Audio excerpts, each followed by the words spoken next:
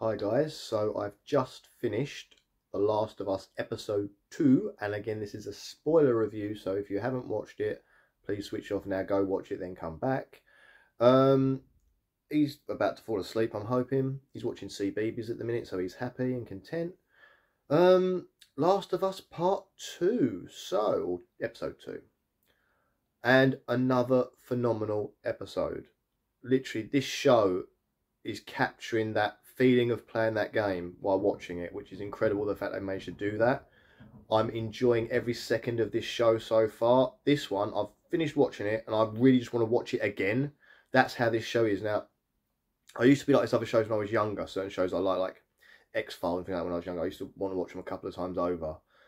This one has gripped me so much that I just want to watch it again straight away. You can soak so much in from it.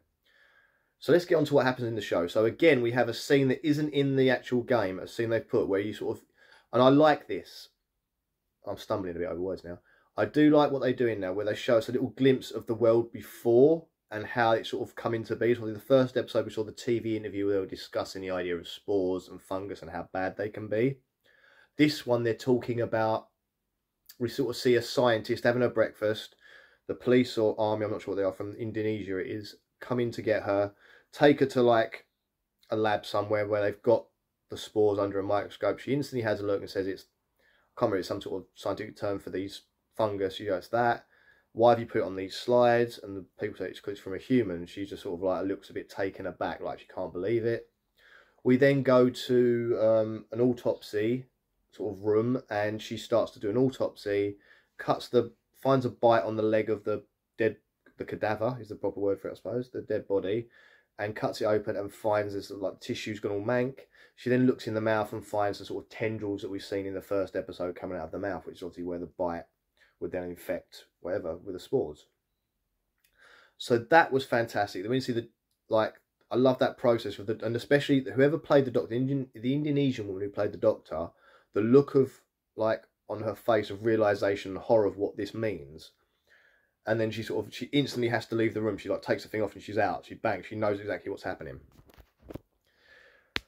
So then we fast forward. We sort of go back. We sort of go to the army officer has taken her and sat her down somewhere. She's like, I'd like to go home. And the person says like, what should we do? Like, we need to look for a cure. And she says, there isn't one. Like, I've researched these things for years.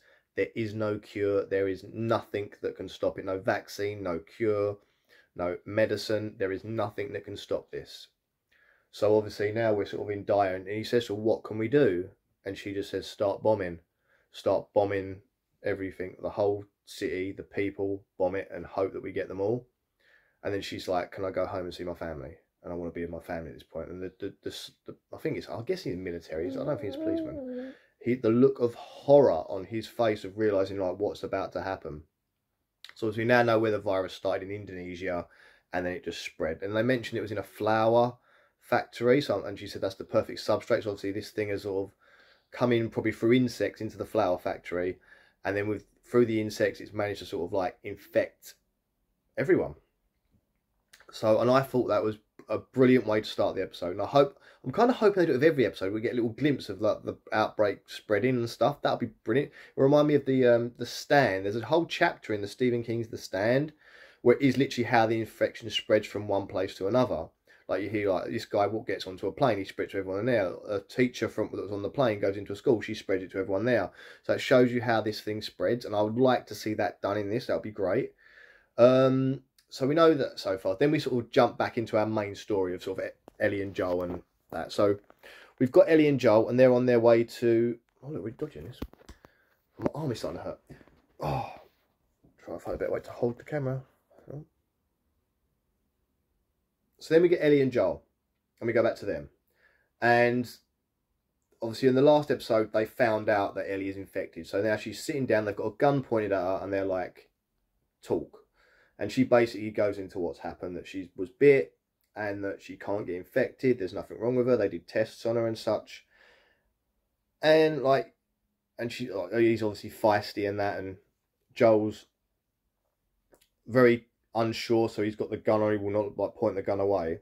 And she's telling the story of like what the Firefly's plan was to transport her because she might have the cure inside her, etc. So with that, they're like, okay, they make the decision to carry on with their journey to obviously do it to get the car barrier, which is what they're really after, and sort of make it all the way to give it to the Fireflies. Then there's like she basically says to them, there's a laboratory like west, the Fireflies run it, and the scientists there could possibly use her to make a cure for what's going on. So as I said, they decide to leave and they sort of head off. And this is where the sort of the road movie side of it starts, because this is what it essentially is, the one long road movie. Like the game was one long road game, if you want to call it that, of like a journey. So they're on their way to go west, and we sort of go west. We then see like the town. They obviously open the door of the building they're in, and you see what the world looks like now. And you see like the buildings have all fallen down, the vegetation's grown over everything, like the nature's reclaiming the world, which is kind of quite a nice little thing about this show, like the whole idea of the nature reclaiming the world. I love that. So now we've got them sort of looking at everything, and they say that there's like, they see some craters, and they mention that they were bombing the city, obviously, when the outbreak took on, trying to like clear the outbreak, and they said it kind of worked a bit for them, but it didn't work for everywhere else. So the city, it kind of slowed down the infection, which is probably why the people were living in that camp that we saw in the first episode, and why people sort of formed a little civilization there. Obviously escaped like the virus and the bombing. So then they decide they've got to go across town, and they go through this like building, and this happens in the game as well. They go through the building. I'm going to try not to keep mentioning the game, even though it's kind of like a big thing, like part of it, but like, so basically they're going through this building, and they get to a bit where they can't cross. Now we've heard that there is a quick way, and there's a quick way which is dangerous, like deadly dangerous, and there's a longer way. So they decide to go the longer way to play safe. But it turns out part of the building's collapsed, and they can't get through the longer way. And when they look, so they sort of have to venture around. So I can never remember her name. Joel's partner, I'm going to call her. Joel's partner sort of gets through a gap and goes to have a look, while Joel and Ellie are standing there chatting away. And this is where we start to see the slow sort of like bonding of all these characters. Obviously, they're on the road together, so they start to talk and they start to get to know each other. And they start to develop sort of like relationships with each other. And this is where we see the start of that now, especially between Joel's partner and Ellie. There's obviously a lot of banter going on there. I think Joel's partner sees a lot of herself in Ellie with the sort of attitude. And like when Ellie tells the story of how she got bit as she was in the shopping mall by herself. And stuff like that, she got bit in there when she tried to break into a shopping mall she wasn't supposed to be in, and that sort of shows Joel's partner like this girl's got some courage, this girl's got like some balls. I think they reference it, and obviously Ellie kind of smiles at that because like they sort of get a little bit of a friendship sort of thing going on, which I like. I like that because it does make what happens later really important, sort of hit home harder. So we move on a bit more. They're all going around this thing. So Joel's partner manages to clear away from, so they get through a door and they look out over a balcony and they see there is like hundreds of infected just laying on the floor rolling. And this is where we learn something else new about the infected, as we like to call them, is that they're sort of all part of one hive mind, where they're all connected by tendrils that are under the ground. And if you disturb those tendrils, it will sort of call other ones. And as you're sort of watching these like infected all just laying on the ground, as one rolls, they sort of all roll in sort of a pattern, like a formation, like what we see with ants and like caterpillars do it as well when they're on sort of vines and stuff. So I like that. It's very good. It's obviously going back to the nature stuff, so that we know that they're all connected. So if you damage one or you tread on a vine or something, that instantly tells all of the infected where you are, and they'll come get you and tear you apart. And that's the quote I feel I like the most, when like they're looking at Ellie and she says to Ellie, look, even though you're immune, it doesn't stop you getting ripped apart by them. And that was, and sort of Ellie sort of has like, yeah, like realization, this is serious. This ain't like mucking around. So they decide they can't go that way now because they can't get through the infected. So now they have to go back the dangerous way, which involves going through a museum to get across to the other side. And going back to the game, I remember playing this in the game, and this bit I struggled with. I remember I died so many times in the museum. But basically, this is where we're also introduced to the clickers for the first time. And they could not have introduced these things any better than we got in here. So the first thing we see is a dead body that's been torn apart by something, been like bitten in different ways. And Ellie's like, that doesn't look right. And as soon as Joel and his partner see it, they instantly like, we know what's in here. This is the clickers. These are the ones that basically, as we heard, like what Ellie thought was like fairy tales about the virus takes hold of people, it splits their heads open, the fungus comes out and they can't see, but they can hear using echolocation. And we see that here. And so they're going through the building, and Joel says, like, from now on, we are silent, we are quiet. Like, we're not going to say a single word, we're going to go as quietly as we can. So they start to walk through, and part of the bloody shelving collapses behind them, makes a big noise, and of course that alerts the clickers. 1 second, I've got a phone call coming. Sorry about that, someone tried to phone me. Yeah, so that alerts the clickers, and then again, the way they bring them in is great, because it's kind of blurry, you can't really see them, and we're seeing sort of like, it's like, what's wrong with you? You're trying not to fall asleep, aren't you? Yeah, so we sort of see them in blurriness, in sort of like a little bit far away, and then they're sort of coming closer, and you just see like Ellie Joe, they're all sort of like, oh my god, start backing off, they know they have to be quiet, and they sort of push their backs against the wall slowly, and Joel like motions to Ellie, sort of just like that, and then he's like that, as in like, they can hear you, they can't see you, they can hear you. So she's been really quiet, and everyone's just been so quiet, and then he's getting, they sort of got to turn as if to walk another way, and you can hear a clicker coming from another direction. There's more of them, and it's just like, oh my god. So they're getting closer and closer and closer, and again, you don't really see them properly just for these first few moments until they get right up close, and you see a real good shot of their faces, and they look incredible. They look just like I'd expect them to look in this, like the way that you would do them. To me, is exactly how you should do it. They are a bit colourful. I don't know if I'd rather have them a little bit more less coloured. But to me, they look quite bright and colourful in some of the scenes. But they look terrifying. The way they move, the way they are. Hang on, another phone call. Oh God, hang on. I'm a very busy man today. Everyone wants me today. This never happens. I'm usually like, I don't have no phone calls. I don't have phone calls from 1 week to the next. So anyway, yeah, so where was we? Blimey, I've completely forgot. Yeah, so clickers, blah blah blah. Clickers look great, fantastic. Yeah, so then they're sort of trying to sneak around the clickers, and they're trying to sneak, and then someone steps on glass, and the clickers attack. And you see them fighting. They're trying to bash them around. Oh no, that's what happens. At first, the clickers just sort of come to them so close. Joel starts to shoot them. It all kicks off. They sort of in this like brawl. Joel's partner grabs Ellie and is like, come on. She tries to get to run, and Joel's like, just run. And they all start to try and run, but there's obviously other clickers that come out. But like, Joel is literally having almost like a stand-up fight with his clickers. It's swinging, and Joel's like swinging back and trying to get this thing. And the other clickers are obviously chasing the partner, and they sort of all get separated. So like, as Joel's partner starts fighting with a clicker, sort of she tells Eddie to run, so Eddie runs, and Joel's partner gets chased off. And they sort of work their way across, and Eddie's sort of hiding sort of underneath this like bench thing, and you see Joel finally manages to sort of take down the clicker and keeps going. Sort of gets away. And he gets his back against the wall, and then we get a real good scene where the clicker's sort of coming round to where Joe is, and then it turns and goes, so Joel's sort of waiting for it to come to him, he's got his gun ready, and it turns, starts heading towards where Ellie is, so Joel makes his way round and gets to where Ellie is, and they're both sort of hunkered down, and this is it's kind of reminiscent of Jurassic Park. You know that bit in Jurassic Park where they're all sort of like back to back sort of thing, and they're sort of trying to help each other? Sorry, where they're in the back to back trying to help each other. The bit in Jurassic Park where they're in the kitchen, that's what I'm talking about. I don't know what I was banging on about just then. Yeah, the bit where in the kitchen, they're sort of like down. It kind of reminded me a bit of that, where they're sort of trying to hide, and you can see the clicker walking past them sort of in the background, and they're crawling along, and this is where Joel steps on the glass, and instantly the clicker spins and jumps at them and pushes them down. Joel and Eddie are both on the floor with a clicker on top of them, sort of like biting and thingy in at them. Joe manages to force it off, shoots the crap out of it in the stomach, and the clicker goes down, he kills it. You then see like his friend, they sort of manage to get out of the thing, up onto the roof, and sort of escape, basically. They escape. So they're sort of outside, and Ellie's like, oh my god, she's been bit again in the same spot that she got bit before, which is quite funny. And she's like, oh, at least it's, well, like, I'm the best one for it to happen to, sort of thing, because obviously immunity.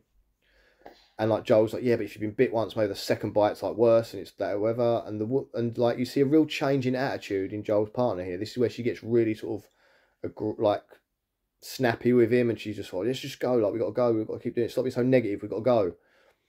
So then she sort of like picks up, like she's obviously got a foot problem. She's mentioned about her knees hurting earlier on, so I'm guessing her ankle's now a bit twisted. So they sort of tape up her ankle with duct tape.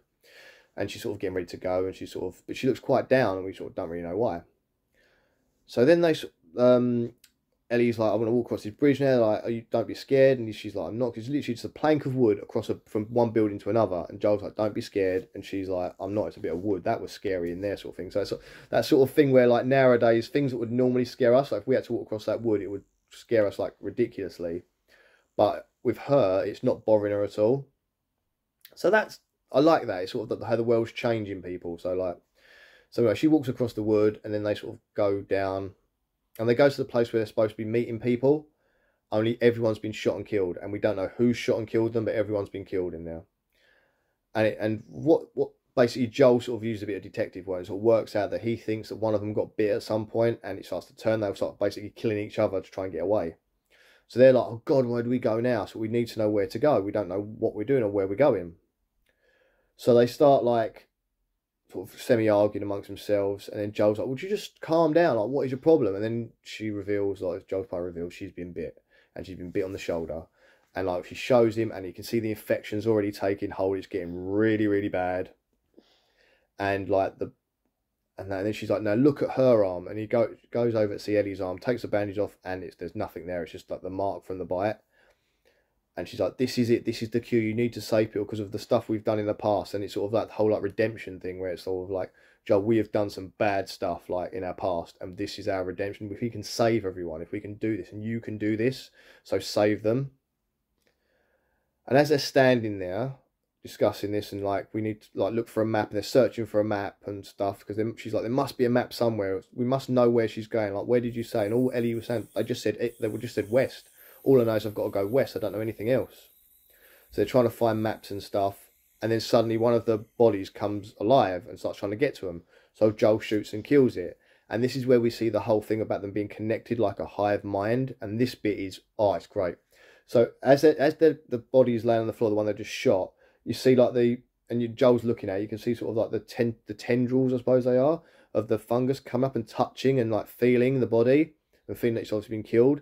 And then you go to the town where we saw those like hundreds of infected before, and you see the tendrils going up into their fingernails and like telling them sort of like where it is. And suddenly they all sort of jump up and start running towards the building. And Joel's like, oh no, and he knows that they're coming now. So they slam the door shut, shut the door. And she's just like, right, you guys need to go. I'll like stay. I'm not going because obviously I'm infected. There's nothing you can do about me now, but we can save everyone else. So she starts pouring these petrol barrels all over the floor and chucks a load of grenades on the floor and such. And she's like, now go. And there's this moment where you think Joe might hug her or kiss her or something, but he doesn't. He just looks into her eyes. And she's just like, you've got to go. And then Joel just grabs Ellie and runs. Like, so fast he runs. And like, I thought there'd be like a hug or kiss, but there isn't. He's just literally, but then this is a different world we're living in now, you know? They just have that mutual moment between their eyes, and they just run. And this is where I said that they developed the friendship like things, because Ellie is like screaming, no, we can't leave her, we can't leave. And Joel physically has to drag her away. And she's like, I'm not going with you. And he's dragging her as fast and hard as he can, like, to get her away. And they sort of run. And with that, you sort of hear the door getting smashed in by the infected. And like, you see Joel's partner, I really wish I could remember her name, but I'm rubbish with names. You see her standing there, and she's got like a lighter, and she's trying to light it. And she's doing it like click, click, and it's just not lighting. It's sparking, but it's not lighting. So I don't know if we need to put it before a spark, and that would have done enough, surely. But she's trying to get the lighter to go, and it's not. And with that, you see the door break down. This infected just start running past her towards where Joel had obviously gone. And she's still clicking it, and there's loads of infected running through. You can hear them, you can sort of see them. They sort of do a very good thing with this, where they sort of make everything a bit blurry, sort of when you see things like that. So you kind of like just waiting. And she's just backs herself against the wall, and she's still trying to click this lighter. And then suddenly one of them stops and just looks at her and starts to slowly walk towards her. Doesn't run at her, he slowly walks towards her and stands in front of her. So I'm not sure if you can sense that she's already got the virus, the spores in her or not. But it just doesn't run straight at her. So it walks over to her, and it's kind of like French kisses her. That's the only way I can put it. Where the tendrils come out of his mouth, and he sticks it into her mouth. And she's like, oh, and as she's doing it, she's still clicking away the lighter. And suddenly it sparks, and she just drops it to the floor. And the flames go, and obviously then you see Joel and Ellie outside the building, like they've legged it, and the building just goes boom, and there's fire. And then you see the infected running out screaming, And again, this does remind me of the game, because you hear that when you set them on fire in the game. They're screaming, like running around, and Joel and they just like run. And then we sort of end with them sort of like running away, and you just sort of see Ellie just standing there. And it's like, it's powerful because of the way she does it. In the game, it is done very differently. In the game, I think there's another like militia group that have killed the people, the Firefly people. And I think that's, if I remember right, it's them that kill Joel's partner, because she stands there to give them time to escape and run away. They don't do the whole blowing up of the building thing. So I was kind of like, I preferred this way. This is a much more, I mean, they're both heroic deaths, but this one felt more gritty and heroic, you know, instead of getting shot by this militia. So I'm guessing they're going to try and take that part of the story out of there, the whole militia side of the story out. Because in the game, obviously, Joe has to fight his way back out through the militia and stuff. These like people with guns and that. So I like that because they're sort of skimming the fat almost. They're cutting out the bits you don't need in the game. We hear Joel's killed loads of clickers at some point as well. So we don't need to see him killing everything. We just need to like get out. Because obviously the game is about playing it and getting through stage by stage, where this is more of the sort of roadside journey and the character development, which the game did really well as well. But this is obviously doing a lot deeper and going more into the mythology and the lore of this world. Again, I loved every second of this. I am probably going to put it on again in a minute. I've got time before I have to go to work, and I've got to drop him off to his mum, so it's possible. If he falls asleep, I might put it on again. I'm definitely going to watch it tonight when I get in from work one more time. And then have that painstaking week of waiting for the next one. But that reminds me of when I was younger. Like a lot of the like streaming services now, like Netflix, will put them all up at once. You just binge watch them, like Cobra Kai and stuff like that. But I like this way of doing it because it gives you something more to look forward to for the week. You can talk to people about it more. Like each individual episode, you have more to talk about. And I prefer that than the whole binge watch thing, because like Cobra Kai, I watched Cobra Kai in a day. And it was done. And then you're only talking about the major points, like the big chunky points, like the fight at the end or this fight here. But when you watch it week by week, you talk to people about that whole hour-long chunk. And you break that down. So I do feel that that's better. Doing it one by one is so much better. And again, it reminds me of when I was a kid, when I'd want to watch The X-Files or Buffy the Vampire Slayer or something. I had to wait a week to watch the next one. And there's something good about that. It's something about the patience of it. It drags it out and it makes it worth waiting for. So anyway, guys, Last of Us Episode 2. Let me know what you thought. If you want to put any comments about what you thought, if you agreed with, like me, it was great. Or if you didn't like it, didn't like the little changes they make to the episodes, obviously let me know.